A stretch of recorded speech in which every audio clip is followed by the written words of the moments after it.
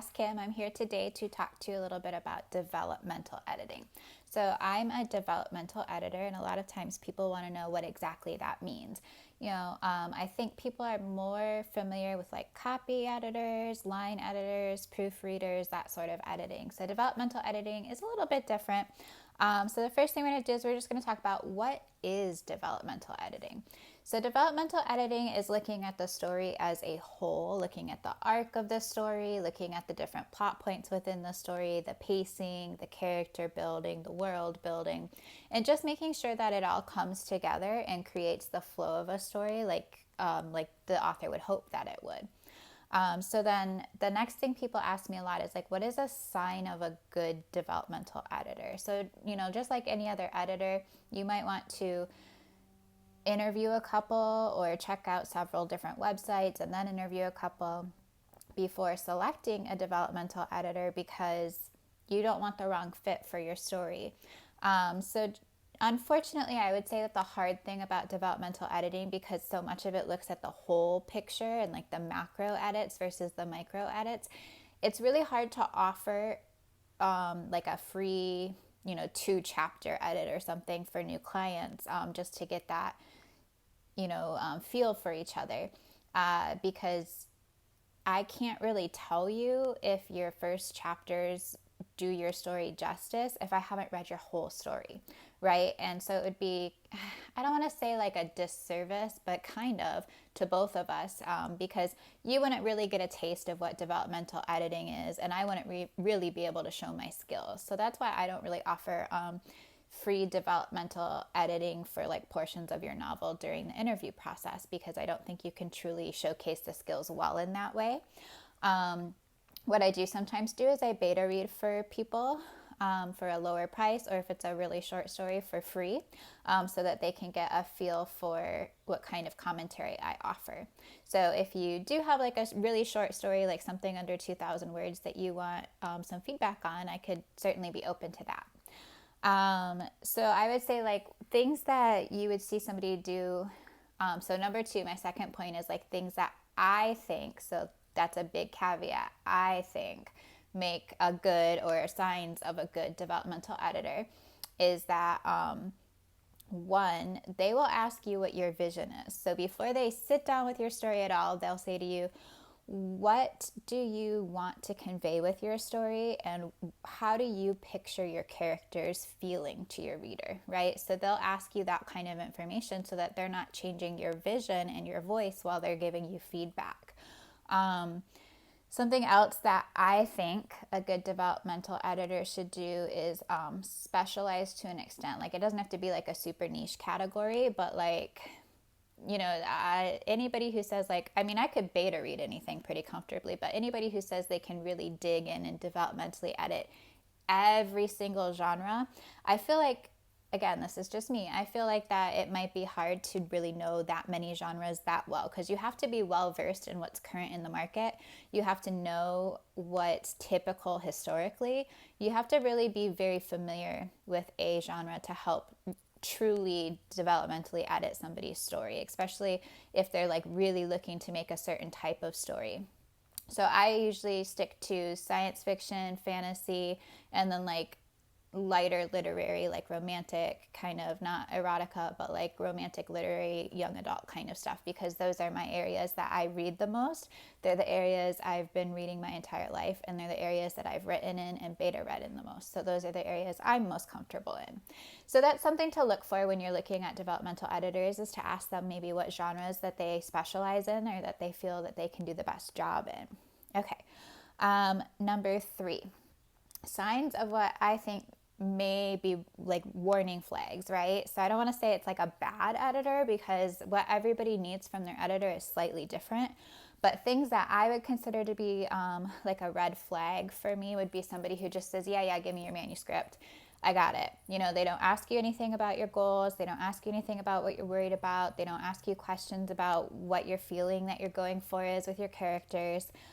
And then maybe they don't offer you a chance to ask questions about the feedback that they give you, because you should be paying your developmental editor a pretty big chunk of money if they're doing an entire novel for you, you should have the opportunity to interview with them before and after the edit so that they can get a feel for you, and then you can kind of go back and forth a little bit and problem solve some of the areas that are a struggle for your story. It shouldn't just be like, this is the only way to make this work, because there's never just one way to change something to make a story work, right? There should always be options on the table, and there should always be that room for that discussion, because that's what you're going to the developmental editor for. You're going to them so that they can help you figure out what's missing, or what needs to be, quickened up, or what needs to be explained better. And if they don't have the time to really sit down, like if they just write, this doesn't work, or this doesn't work, do this, that's not as helpful, because it's your story at the end of the day. And you should have the ability to use them as a sounding board and ask them questions about their expertise. Okay. Number 4, what you should not expect from your developmental editor. So there are some people who offer developmental editing and then copy editing during the second pass. If they offer that sort of thing, you should expect that to cost more, because they are 2 different skill sets. And so what you should not expect your developmental editor to check your grammar or spelling. They're not proofreaders. You should not expect them to do any rewriting for you. They can give you suggestions, but if they're rewriting parts of your story for you, that is like a ghostwriting job as well as a developmental editing job. So that's something different as well.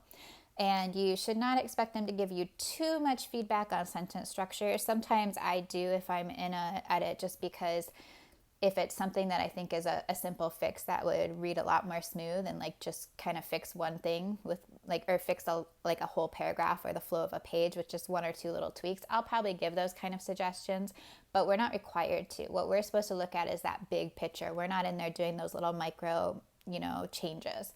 So don't expect proofreading and line editing from your developmental editor. And the reason for that comes into number 5, which is when to hire a developmental editor. So you want to hire a developmental editor before you do the line edits, the copy edits, the proofreading, all of that stuff. Because if you really need the developmental editor, you're probably going to be rewriting a fair amount of your manuscript, and you don't want to pay for those services twice, or you don't want to be spending a ton of time proofreading something over and over again just to rewrite it, right?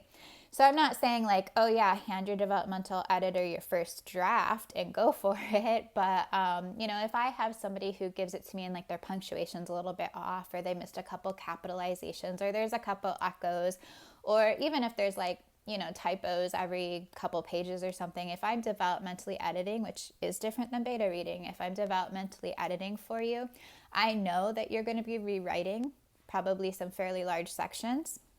And it doesn't bother me if you have those typos there. Again, like don't send somebody something that's half finished, because that's a waste of your money. But you don't feel like you have to have like the most beautiful polished manuscript to send to a developmental editor, because we're aware that you're coming to us for where you need rewrites. And so you don't need to, spend your time and your money on all of those little tiny changes at this point. That's not the time to do it. I will say when I developmentally edit, I do catch things for people if it is a typo and stuff, even knowing that like you might be rewriting the section. But if it's a section that I'm not recommending a lot of changes in, and I see some things like typos or simple, grammar changes or simple line edit stuff, I'll still comment on it because I'm in there reading it anyways. It doesn't hurt me to do that. But just know that's like your first editing step that you're going to take, is that developmental editor. So you can do some beta reads if you want to. What I recommend to clients is like have some beta reads first. And if your story's falling flat, or your beta readers are just not able to put their finger on it, but they all have something that just doesn't work for them, and they can't really figure out how to fix it, or you can't figure out how to fix it, or maybe you've edited it a couple times and you're still not where you want your story to be, it's still just not hitting the high notes high enough, or the low notes low enough, or it doesn't have a good flow and you can't figure out why or what's missing, that would be a good time to hire a developmental editor. Like you have this really great idea. You've gotten it from here to here to here to here, but this part's a little iffy, this part's a little weak, and you're not really sure how to wrap everything up in a way that makes sense. That might be a good time to hire a developmental editor as well. So those are my kind of thoughts on developmental editing. As far as the rates that you can expect to pay, it really varies by editor experience and basically, I mean, also, let's be honest, how much their time is, worth to them and what they need to make for that time. Because when you're developmentally editing something, you're usually reading it over a couple different times, which can be very time consuming in addition to the other research that you might be doing. Because part of the reason I don't do too much historic fiction is because it takes a lot more time to research a specific time period to make sure the feedback you're giving is accurate, right? So if somebody's like, oh, this is the time period my thing is set in, even though it's, science fiction, I might consider that, do I want to spend the time to do the research or not for the fee that I charge when we're doing that interview process, right? Because it goes both ways. You're interviewing each other, really. So you'll see anything from, mine's pretty cheap. I do about 3 cents per word, but 6 cents I think is the average, 6 cents per word for developmental editing. And you'll see higher than that as well, especially for people who are quite a bit in demand. I try to keep mine a little bit less expensive just because I know that the majority of people I'm working with are indie authors, and I know that it's always a gamble how much you're going to put into your book versus how much you're going to get back from it, no matter which route you're going, right? But that's why I like to keep my rates a little bit more low, but I do try to stay realistic as well for the time amount that I put into it, because like I said, I'll be reading it over several times. I'll be having conversations with you before and after, so it does take quite a bit of time to do a very thorough developmental edit. I would say probably 2 to 3 times as long as a beta read. So that is my feedback for you. Feedback, I don't know why I just said that. I think because I'm thinking about developmental editing. That is my introduction to developmental editing from my point of view to you. Just like anything else, everybody will have kind of their own expectations and their own things that they offer. So make sure you're reading through somebody's website very thoroughly to see what they're going to be giving you feedback on. Because the last thing you want to do is think that you're hiring like a line editor and you're hiring a dev editor, or think that you're hiring a dev editor and all you get back is proofreading comments, right? So just make sure that you read through stuff and ask the right questions. And remember, we should have time to answer your questions if we're going to be able to have time to really help you with your story. So if you're shopping for an editor and they're not really getting back to you, or they're being really short with you and that doesn't feel good to you, it probably doesn't feel good for a reason, because it is a two-way street, right? You need to work together. Okay, that's it. I hope you guys are having a good midweek. It's Wednesday. Oh man, it's Wednesday only. Okay. Anyways, hope you guys' week goes great. See you.